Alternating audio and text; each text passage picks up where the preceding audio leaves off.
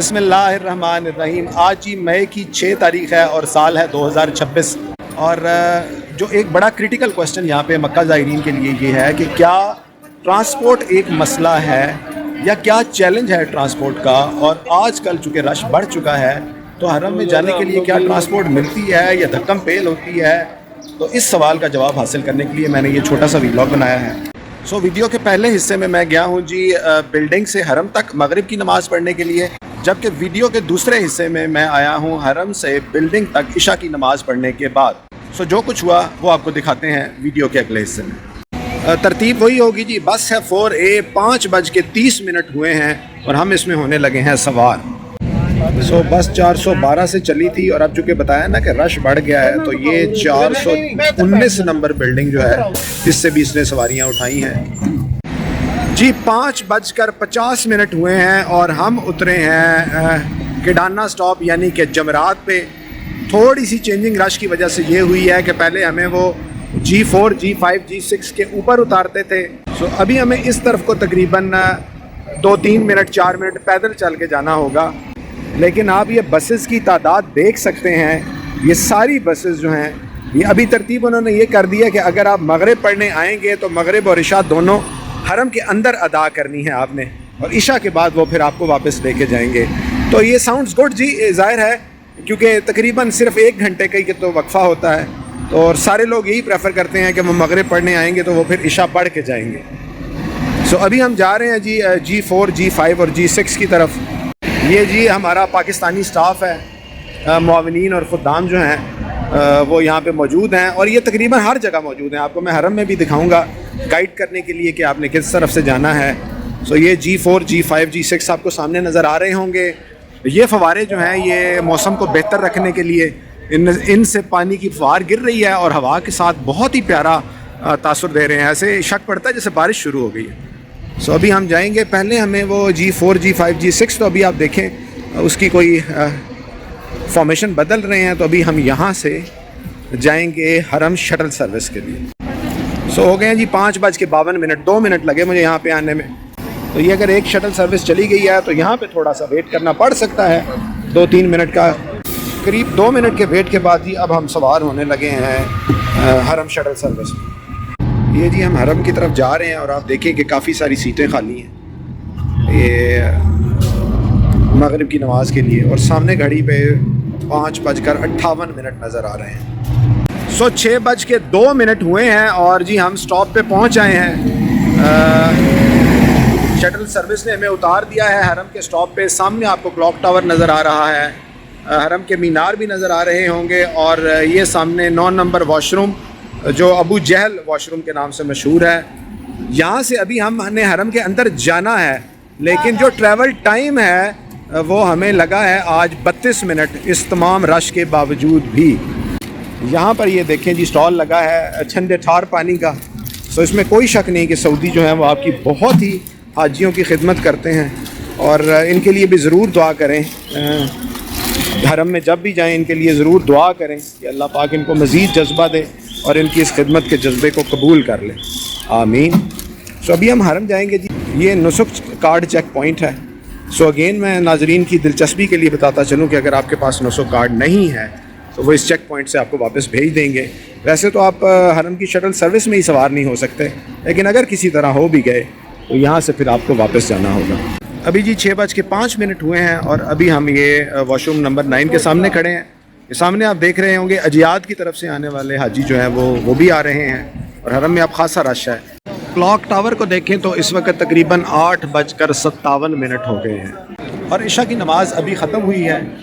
ہماری بلڈنگ میں جو ہدایات دی گئی ہیں کہ آپ نے عشاء کی نماز کے فوراً بعد نہیں نکلنا، تھوڑا ٹھہر کے نکلنا ہے، تو میں 45 منٹ یا 1 گھنٹے کے انتظار کے بعد نکلوں گا اور پھر آپ کو دکھاؤں گا کہ ٹرانسپورٹ کی کیا صورتحال تھی۔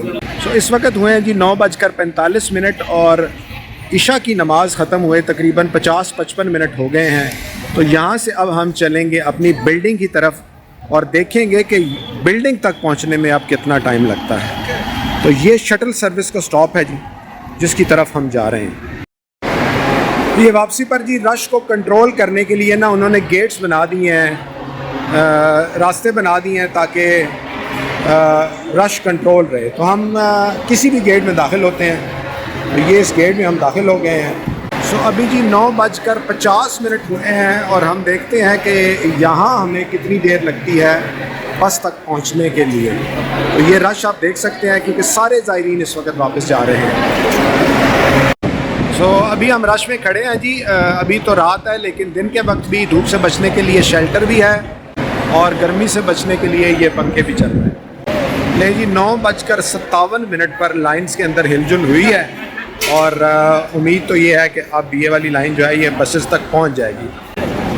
سو یہ ہم گیٹ سے باہر نکل آئے ہیں جی. آگے یہ دیکھیں, یہ بسز کا فلیٹ دیکھیں. یہ بسز کے دروازے انہوں نے کھولے ہوئے ہیں. آپ کسی بھی بس میں بیٹھ سکتے ہیں. یہ ساری بسز نے آپ کو کڈانا یا جمعرات سٹاپ تک پہنچانا ہے. تو جس بس میں آپ کو سیٹ خالی ملے آپ اس میں بیٹھ سکتے ہیں. یہ جی تقریباً 10:11 ہوئے ہیں اور ہم کڈانا یا جمعرات سٹاپ پہ اترے ہیں حرم شٹل سروس سے. اور اب ہم آگے جائیں گے جہاں سے ہمیں گورنمنٹ آف پاکستان کی بسز ملیں گی اور ہمیں اپنی بلڈنگ کی طرف لے کے جائیں گی. سو یہ گائیڈ کھڑے ہیں جی آپ کو بتانے کے لیے کہ اب آپ نے جانا کس طرف کو ہے. تو یہاں پر بھی آپ کو یہ مارکیٹ بھی ہے, یہ ہم سلون بھی مل جائیں گے اگر آپ نے قصر یا حلق کرانا ہو تو.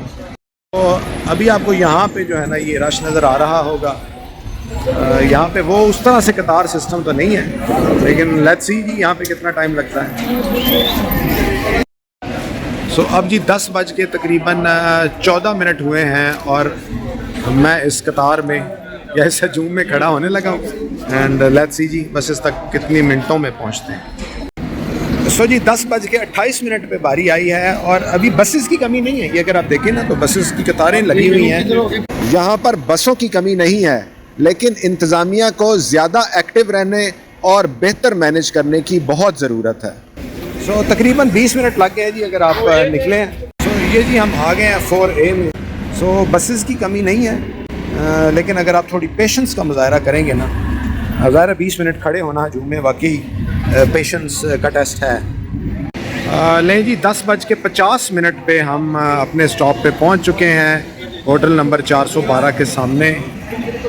سو جس سفر کو جاتے ہوئے ہمیں صرف آدھا گھنٹہ لگا تھا, آتے ہوئے تقریباً ہمیں 1 گھنٹہ یا 1 گھنٹہ 5 منٹ لگ گئے ہیں. خوشی ہوئی یہ دیکھ کر کہ بے شمار نوجوان حاجی جب بس میں سیٹ خالی کرتے ہیں کسی بزرگ زائر کے لیے یا خواتین کے لیے یا ان لوگوں کی مدد کرتے ہیں جو ویل چیئر پر ہیں. باقی فیصلہ آپ لوگ خود کر سکتے ہیں کہ کہاں پر قطار بنانے سے یا تھوڑی سی ترتیب بنانے سے مسائل کا بہتر حل نکل سکتا ہے. آخر میں گزارش یہ ہے کہ ہمیں اپنے حصے کا دیا جلانے کی ضرورت ہے. کیا پتہ کہیں پر تھوڑا سا انتظار یا کسی کی تھوڑی سی مدد جو ہے وہ ہمارے گناہوں کی معافی کا سبب بن جائے, کیونکہ ہم حج کے سفر پہ ہیں. اللہ پاک ہمارے لیے اس سفر میں آسانیاں پیدا فرمائے اور اس سفر کو قبول فرما لے, آمین. سو یہ ٹرانسپورٹ کا میرا تجربہ تھا جی آج کا, جو پھر میں نے آپ سے شیئر کیا. کسی اور سیکٹر میں ترتیب مختلف ہو سکتی ہے اور کم یا زیادہ وقت لگ سکتا ہے.